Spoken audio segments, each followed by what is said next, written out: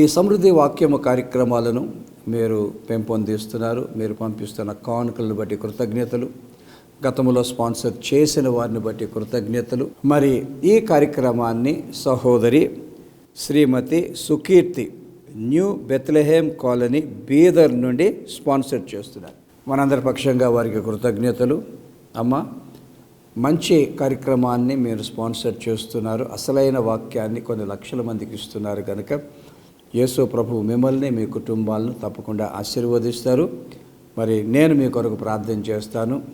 వినబోయే వాక్యము కొరకు కూడా ప్రార్థన చేస్తాను. సర్వశక్తి గల మా పరలోకపు తండ్రి, ఇదిగోనైనా గత ఎన్నో సంవత్సరాలుగా సమృద్ధి వాక్యము కార్యక్రమాలను అద్భుతముగా నిరాటంకంగా నీవు కొనసాగింప చేస్తూ ఈ కార్యక్రమాలు కొనసాగుటకు ఇస్తున్న వనరుల కొరకు నీకు స్తోత్రాలు. ఈ కార్యక్రమాన్ని మరి సహోదరి సుకీర్తి గారు కుటుంబ పక్షంగా స్పాన్సర్ చేస్తున్నారయ్యా. గొప్ప బాధ్యతతో చేస్తున్నారు, గొప్ప విశ్వాసముతో చేస్తున్నారు. పరిశుద్ధాత్మ దేవ, వారిని ఈ మేరకు నీవు ప్రేరేపించినందుక నీకు స్తోత్రాలు. తండ్రి యేసయ్యా, నీ దయగల హస్తము చాచండి. సుకీర్తి గారిని, వారి కుటుంబాన్ని, వారి బిడ్డలను పేరు పేరు వరుసన ఆశీర్వదించని. వారికి ఏ అపాయము, అనారోగ్యము, ఏ కష్టము, నష్టము రాకుండా సంరక్షించండి. బలహీనతల్లో బలపరచండి, అనారోగ్యములో స్వస్థపరచండి. వారి హృదయాల్లో ఉన్న ప్రార్థనలు ఆలకించండి. వారిని, వారి బిడ్డలకు మంచి భవిష్యత్తునిచ్చి రాను దినాల్లో శారీరకంగా, మానసికంగా, ఆధ్యాత్మికంగా ఆశీర్వదించండి. బిడ్డల చుట్టూ కంచె వేయండి, శిలువ రక్తాన్ని ప్రోక్షించండి. యేసయ్య మంచి కాపరిగా వారికి నువ్వు ముందుగా నడిచి పచ్చిక బయళ్ళలోనికి వారిని నడిపించి ఆశీర్వదించమని ప్రార్థన చేస్తున్నాం. మరి వారి ద్వారా అనేకులు ఈ సందేశం వింటున్నారు కనుక, అనేకులు దీవెన పొందుతున్నారు కనుక, దాన్ని బట్టి కూడా మరి దాసురాలు సుకీర్తిని, తన కుటుంబాన్ని సమృద్ధిగా ఆశీర్వదించమని, ఇప్పుడు నైనా మేము నీ వాక్యం విననుడుగా సర్వసత్యములు నడిపించి ఆశీర్వదించమని ఈ ప్రార్థన మా ప్రభువును రక్షకుడు యేసు క్రీస్తు పేరిట అడుగుతున్నాము తండ్రి, ఆమేన్. వాక్యములకు వెళ్ళిపోదాం ప్రియులరా. ప్రస్తుతములో మనము పౌలు తీతుకు రాసిన పత్రిక 2వ అధ్యాయం 3వ వచనాన్ని ధ్యానిస్తూ ఉన్నాం. ఆ వచనాన్ని మళ్ళా చదువుతున్నాను, వినండి. ఇంకా లోతైన సత్యాలు అందులో నుండి మనం కనుగొందాం, గ్రహిద్దాం, వాటిని అనుసరిద్దాం, తద్వారా దీవెనలు పొందుదాం. అలాగుననే వృద్ధ స్త్రీలు కొండె కత్తులను మిగుల మద్యపానాసక్తులనై ఉండక ప్రవర్తన యందు భయభక్తులు గల వారై ఉండవలెననియు, దేవుని వాక్యము దూషింపబడుకున్నట్లు యవన స్త్రీలు తమ భర్తలకు లోబడియుండి మంచి ఉపదేశము చేయువారినై ఉండవలెననియు బోధించుము.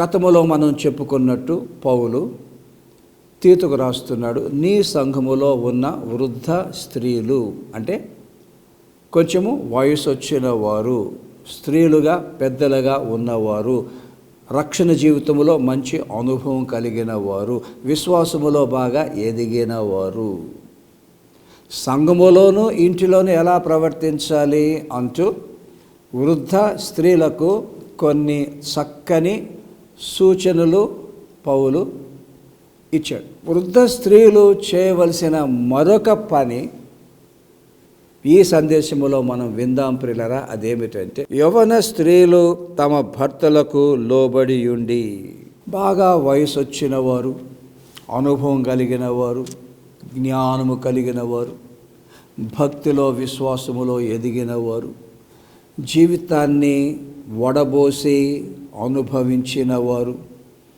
వీళ్ళు ఏం చేయాలంటే యవన స్త్రీలకు ఒక బోధ చేయాలి. ఇక్కడ వృద్ధ స్త్రీలు యవన స్త్రీలకు ఏం చెప్పాలండి? మీరు మీ భర్తలను ప్రేమించుడి. చాలా చాలా ప్రాముఖ్యమండి.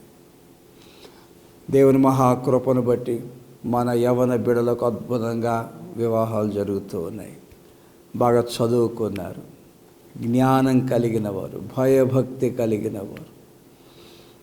దాదాపు అన్ని వివాహాలు అద్భుతంగా నడుస్తూ ఉన్నాయి. దేవునికే మహిమ ఘనత కలుగునుగాక. వృద్ధ స్త్రీలు గమనించవలసిన విషయం ఏమిటంటే, యవన స్త్రీల వివాహములోనికి వారు జోక్యము చేసుకోరాదు. మరి ఆ యవన స్త్రీలు వారి కుమార్తెలై ఉండవచ్చు, అలాగే వారి కుమారులై ఉండవచ్చు. ఈ రోజుల్లో ప్రియులారా, వివాహాల్లో వచ్చే అధిక సమస్యలు ఎందుకు వస్తున్నాయో తెలుసా?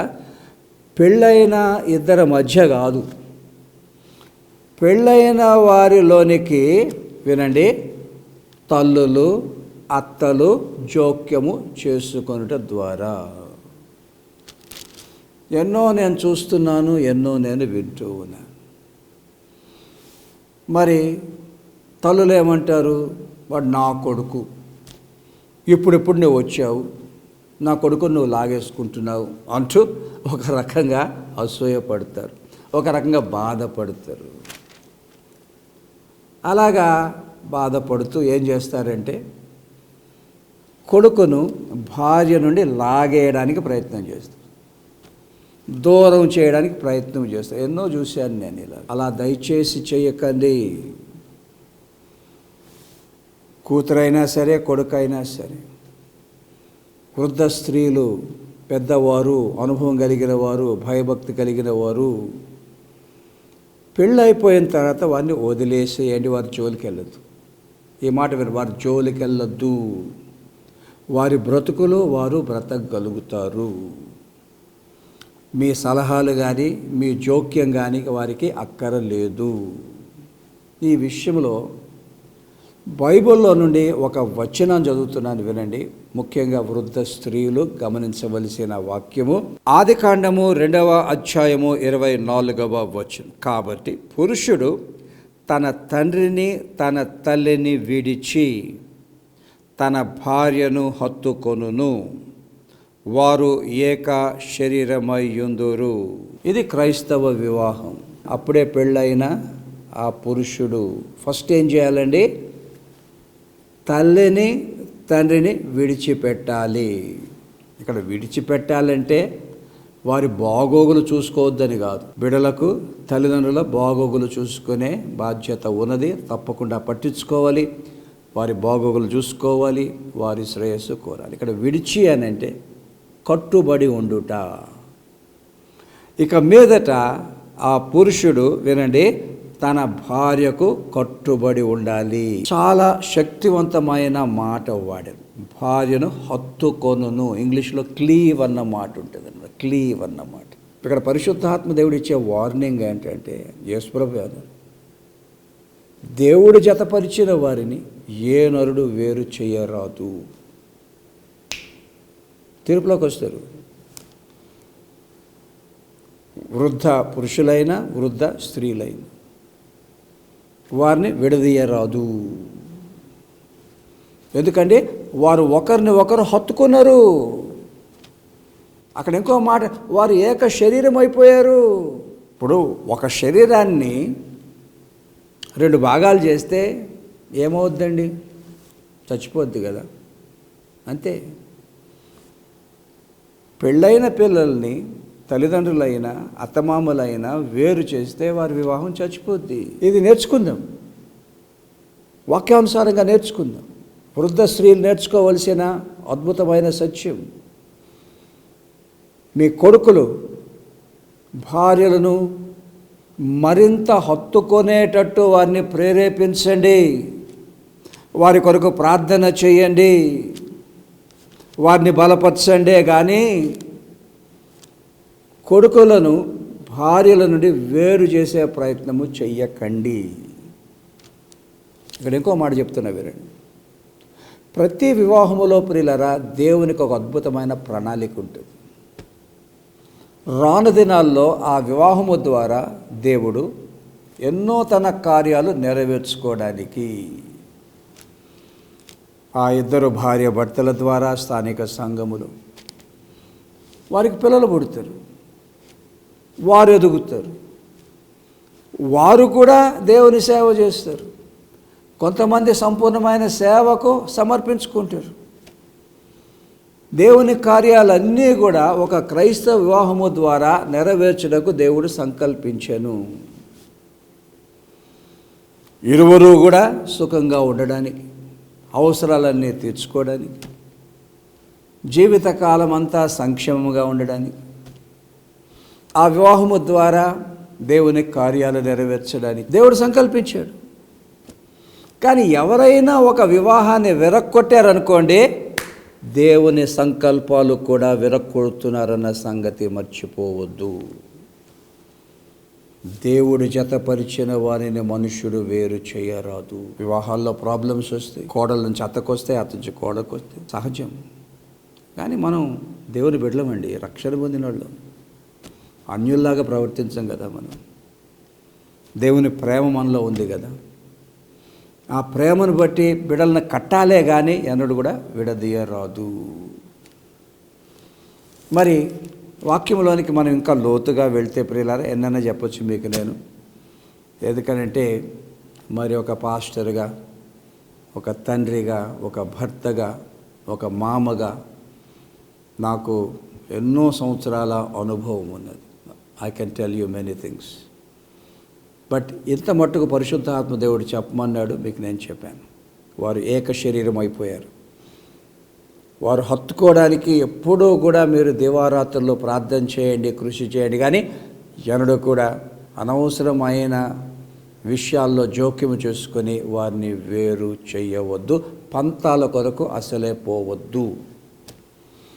మరి ఇక్కడ వృద్ధ స్త్రీలకు పౌలు ఇస్తున్న హెచ్చరిక, మీ సంఘములో ఉన్న యవన స్త్రీలు వారి భర్తలను ప్రేమించమని వారికి బోధించుడి. ఎంత శక్తివంతమైన సూచన అండి. భార్యలు తమ భర్తలను ప్రేమింపవలెను. ఎలాంటి ప్రేమతో? లోకములో చూసే ప్రేమ కాదండి. లోకములో చూసే ప్రేమ ఎలాగుంటుంది? ఇష్టం వస్తే చేస్తాను, కష్టమైతే మానేస్తాను. నువ్వు నన్ను ప్రేమిస్తే ప్రేమిస్తాను, నువ్వు నా కీడు చేస్తే నీ కీడు చేస్తాను. పన్నుకు పన్ను, కంటికి కన్ను. ఈ లోకాన్ని క్రైస్తవ భార్యలు అనుసరించరాదు. ఆ లోకములో ఇప్పుడు మనం చూస్తున్నాం కదా, భయంకరంగా రకరకాలుగా ఈ వక్రీకరణ చేయబడిన ప్రేమ, తప్పుడు ప్రేమలు. ఆ ప్రేమలు మనకు వద్దండి. మనకు ఏం కావాలి? అగాపే ప్రేమ కావాలి. ఇక్కడ పౌలు అంటున్నాడు, మీ భార్యలను అగాపే ప్రేమతో ప్రేమించుడి. అది యేసుక్రీస్తు ప్రేమ. మరి యేసు ప్రభు మనల్ని ఎలా ప్రేమించారండి? అసలు ప్రేమ అంటే ఏంటి? యవన భార్యలు భర్తలను, అంటే యవనం అంటే యవన భార్యలని కదా, అందరూ కూడా పెళ్ళైన వాళ్ళు ప్రతి ఒక్కరు కూడా, ఏ భార్య అయినా సరే భర్తను ఎలా ప్రేమించాలి? ప్రేమ అంటే వినండి, వారితో సహవాసము చేయుట, వారితో టైం గడుపుట, అది ప్రేమ. క్లియర్ కదా? మనం దేన్నైతే ప్రేమిస్తామో దాంతోనే ఉంటాం. భార్యలు భర్తలను ప్రేమిస్తే భర్తలతో ఉండడానికి ఎప్పుడు కూడా ఆశపడాలన్నమాట. అందుకే బైబిల్ అంటుంది, పెళ్ళైపోయిన తర్వాత భార్యకు భర్త మీద ఒక వాంఛ పుట్టును, అది ప్రేమ అన్నమాట. సో భర్తలతో గడపవలసిన సమయాన్ని భార్యలు గడపాలి, వారిని దూరం పెట్టకూడదు. అది నెంబర్ 1. నెంబర్ 2, ప్రేమ అంటే భర్త అవసరాలు తీర్చుట. ఇది రోజులో తగ్గిపోతుంది. ఇది చూసుకో, ఫ్రిడ్జ్లో ఉంది, వేడి చేసి తిను, ఇలా చెప్పుకుంటున్నారనమాట. లేదు, క్రైస్తవ భార్యలు వారి భర్తల అవసరాలు తీర్చాలి. అది శారీరకం అవ్వచ్చు, మానసికం అవ్వచ్చు, ఆధ్యాత్మికం అవ్వచ్చు. అలా ప్రేమించాలి. ఇంకోటి, ప్రేమ అంటే ఒక వ్యక్తి కొరకు త్యాగాలు చేయడం. భార్యలు భర్త కొరకు త్యాగాలు చేయాలి, వారి సమయాన్ని ఇవ్వాలి, వారికి సపోర్ట్ ఇవ్వాలి, వారిని ఎంకరేజ్ చేయాలి. భర్తలు బాగా అన్ని రంగాల్లో ఎదుగుటకు ఏ రంగమైనా, ఏ విషయమైనా ఒకవేళ అవసరమైతే దానికి సంబంధించిన త్యాగము చేయాలి. ప్రేమ అంటే ఇంకోటి, మనం ఎవరిని ప్రేమిస్తామో వారి కొరకే శ్రమ పడతాం. సో అగాపే ప్రేమలో ఎంత బ్యూటీ అని అంటే, యవన భార్యలు వారి భర్తల కొరకు ఎంతటి శ్రమనైనా భరించాలి. ఎందుకు? అది అగాపే ప్రేమ లక్షణము కనుక. సో భర్తల కొరకు శ్రమ పడాలి, వారిని పెంపొందించడానికి, వారి అవసరాలు తీర్చడానికి, వారు కష్టములో, వారు నష్టములో, వారు ఇబ్బందిలో అంటే భర్తలు ఉన్నప్పుడు దగ్గరికి వెళ్ళి వారిని ఆదరించడానికి, ధైర్యపరచడానికి, ప్రోత్సహించడానికి, నేనున్నాను అని చెప్పడానికి, ఇవన్నీ ప్రేమకు సాదృశ్యం ప్రియులారా. ప్రాక్టికల్గా నేను చెప్తున్నాను, మాటతో కాదు, క్రియారూపముగా. ఇంకా ప్రేమించడం అంటే ఇంకా ఎన్నో సత్యాలు ఉన్నాయి, కానీ కొన్ని మాత్రం మీకు నేను చెప్పాను. సో ఇక్కడ పౌలు తీతుకు రాస్తున్నాడు, వృద్ధ స్త్రీలు, యవన స్త్రీలు భర్తలను ప్రేమించడం అని చెప్పినప్పుడు ముందుగా వారే తప్పుకోవాలి. అప్పుడే ఆ యవన స్త్రీలు భర్తలను ప్రేమించగలుగుతారు, వారితో ఉండగలుగుతారు. ఇక పోతే బైబిల్లో ప్రియులరా, యవన స్త్రీలు భర్తల పట్ల ఏ రకంగా ప్రవర్తించాలో ఇంకా కొన్ని అద్భుతమైన సత్యాలు ఉన్నాయి. అవి కూడా నేను మీకు క్లుప్తముగా చెప్తాను. యవన స్త్రీలు నంబర్ 1 భర్తలను ప్రేమించాలి. నంబర్ 2 యవన స్త్రీలు భర్తలను గౌరవించాలి. చూడండి, ఎఫెసీ పత్రిక 5:33, భార్య అయితే తన భర్త యందు భయము కలిగి ఉన్నట్లు చూచుకొనవలెను. ఇక్కడ భయము అనగానే చాలా వ్యతిరేకమైన భావం వచ్చేస్తుంది. అందుకే అంటాను నేను, బైబిల్ పఠన చాలా ప్రాముఖ్యము, ప్రతి మాట యొక్క అసలైన అర్థము చాలా ప్రాముఖ్యం. ఇక్కడ భయం అని తెలుగులో తర్జుమా చేశారు, కానీ గ్రీకులో ఏముంటో తెలుసా ప్రియులరా? గౌరవించవలెను. చూసారు ఎంత తేడా వచ్చేసిందో. గ్రీకు తెలియలేదనుకోండి, మామూలుగా పాస్టర్లు ఏం బోధిస్తారు?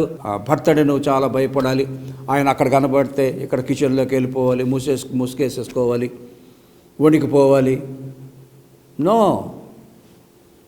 భార్య భర్తలు ఒకరు చూసి అన్నడూ భయపడకు. ఎందుకు? వాళ్ళు బెస్ట్ ఫ్రెండ్స్ కదా, దే ఆర్ గుడ్ ఫ్రెండ్స్.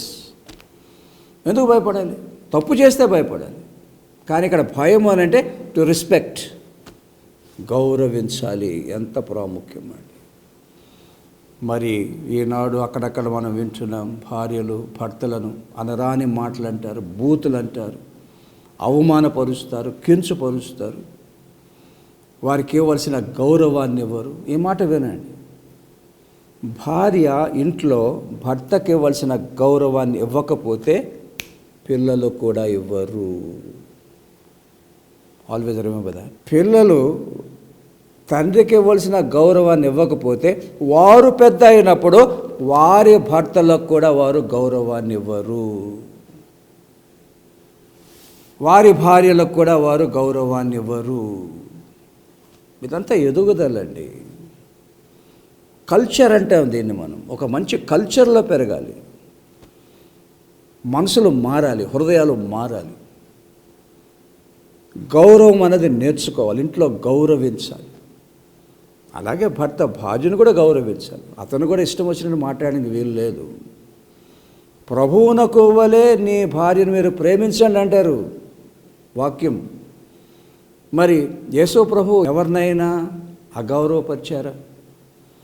ఎవరినైనా కించపరిచారా? అవమానపరిచారా? No. That's something beautiful about the love of Jesus. So స్త్రీలైనా సరే ఎప్పుడూ కూడా భర్తలను గౌరవించాలి. అనరాని మాటలు అనరాదు, అవమానపరచరాదు. మరి ముఖ్యంగా 10 మందిలో అసలే ఎవరిని ఏమనకూడదు. కలుపుకోవాలి, కప్పుకోవాలి, సంరక్షించుకోవాలి. అది వివాహములో ఉండే అద్భుతమైన తాత్పర్యం. కొంతమంది ఇంట్లో ఉన్న విషయాలన్నీ కూడా బయట చెప్పి రచ్చరచ్చ చేస్తారు. ఎంత అగౌరవం అండి క్రైస్తవ సంఘానికి, క్రైస్తవ వివాహానికి. Will never do that. ప్రేమ అన్నిటిని కప్పును,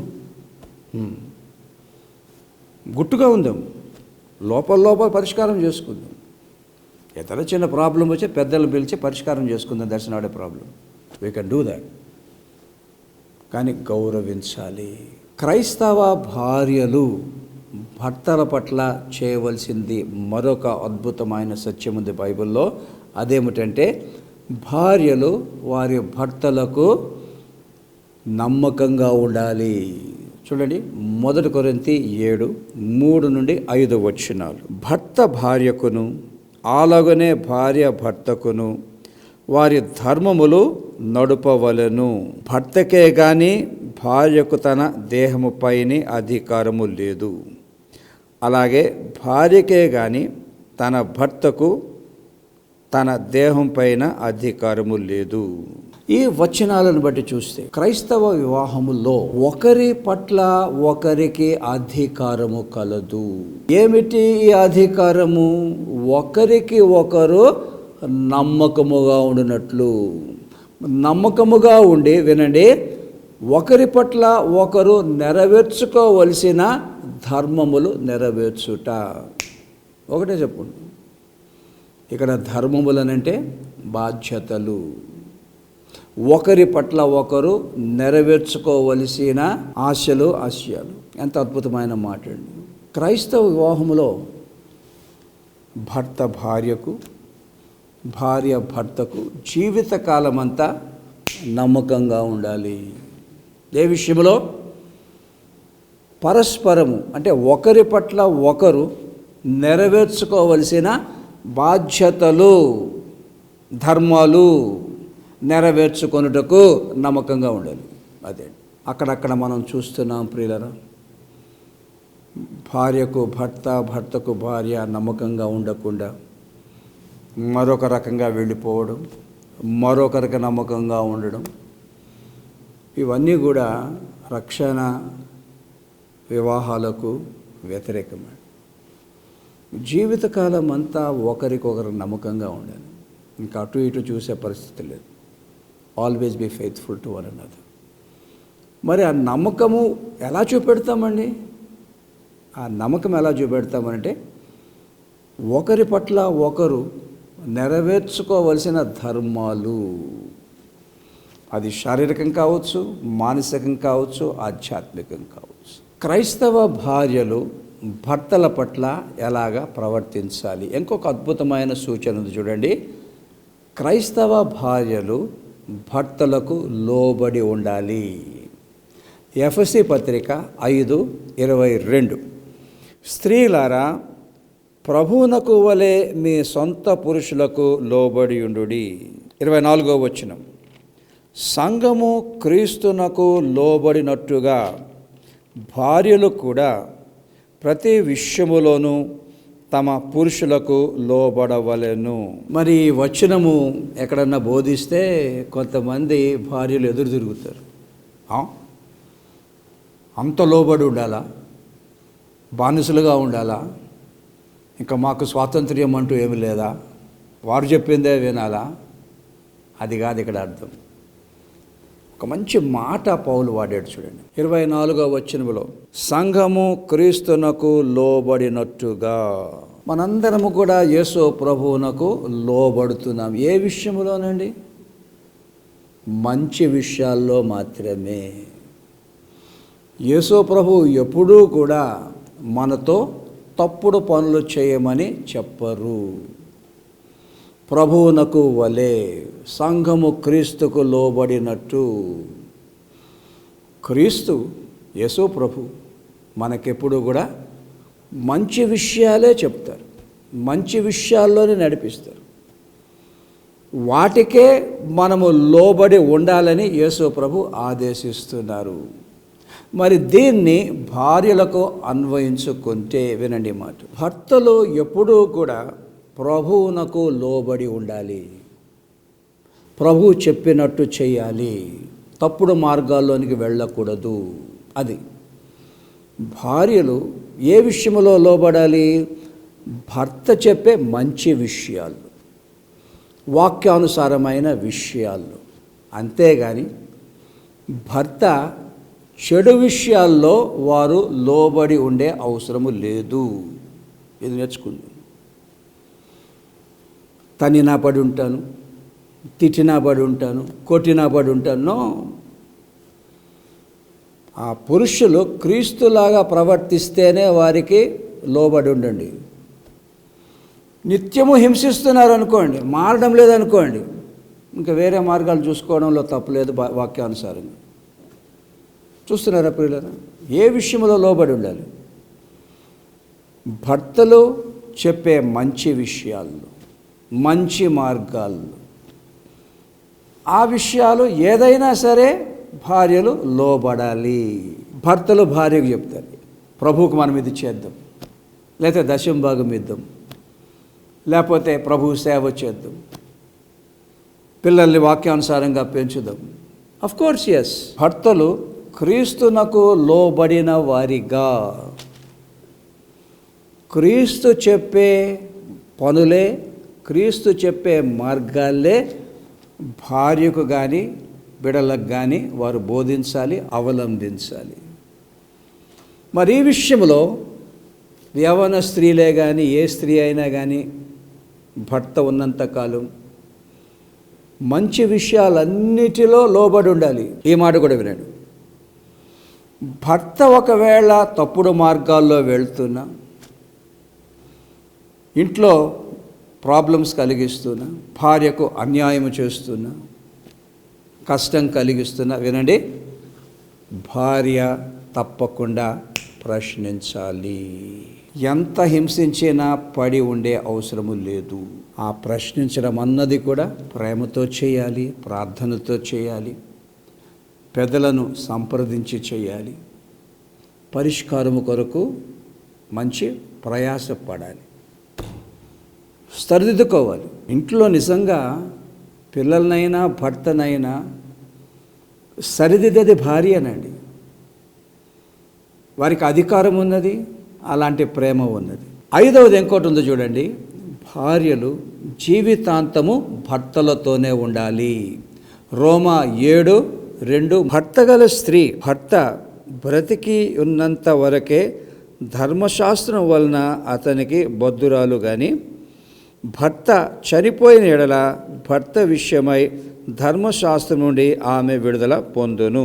ఈ వచనం ఏం చెప్తుందంటే ప్రియులరా, భార్య భర్తలు జీవించినంత కాలము వాక్యానుసారముగా ఒకరికి ఒకరు కట్టుబడి ఉండాలి, ఎప్పుడూ కూడా విడిపోకూడదు. బాగానే ఉంది. చాలా వివాహాలు అలాగే వెళ్తున్నాయి. కానీ కొన్ని వివాహాల్లో చాలా భయంకరమైన ప్రాబ్లమ్స్ వస్తున్నాయి. భర్త భార్యను హింసించడం, భార్య భర్తను హింసించడం నరకమే అన్నమాట. మరి అలాంటి పరిస్థితుల్లో ఏం చేద్దాం? వాక్యానుసారంగా చెప్తున్నా వినండి. భరించే ప్రసక్తి లేదు. భర్త అయినా భార్య అయినా దూరముగా ఉండొచ్చు, నో ప్రాబ్లం, సెపరేషన్, దూరంగా ఉండొచ్చు. కానీ వ్యభిచారము అన్న పాపము తప్ప దేని కారణంగా కూడా విడాకుల కోసము వెళ్ళకూడదు. ఇది వాక్యం. నేను అన్నట్టు చెప్తున్నాను, ప్రభువు చెప్పిందే చెప్తున్నాను. వ్యభిచారం అన్న ఒక కారణాన్ని బట్టి విడాకులు తీసుకోవచ్చు బైబిల్స్ ప్రకారం. ఒకటే కారణాన్ని విడాకులకు, ఇకపోతే మిగతాది ఏ కారణము లేదు విడాకులు తీసుకోవడానికి. సర్వశక్తి గల మా పరలోకపు తండ్రి నాయన, మంచి బైబిల్ పఠనం మాకు ఇచ్చావు. యవ్వన స్త్రీలే కాదు, వివాహమైన స్త్రీలందరూ కూడా భర్తల పట్ల ఏ రకంగా ప్రవర్తించాలో వాక్యానుసారంగా బోధించావు. ఇవన్నీ కూడా నైనా మరి భార్యలందరూ కూడా విని వాటి కట్టుబడి ఉండి భర్తలతోనూ బిడ్డలతోనూ మంచి కుటుంబ జీవితాన్ని ప్రతి ఒక్కరికి అనుగ్రహించమని, ఒకవేళ కుటుంబాల్లో సమస్యలుంటే తొలగించండి నైనా.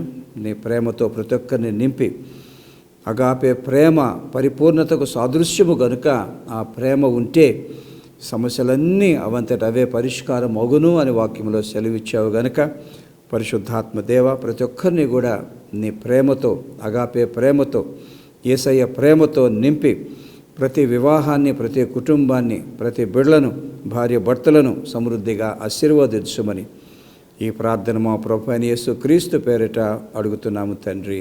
ఆమెన్.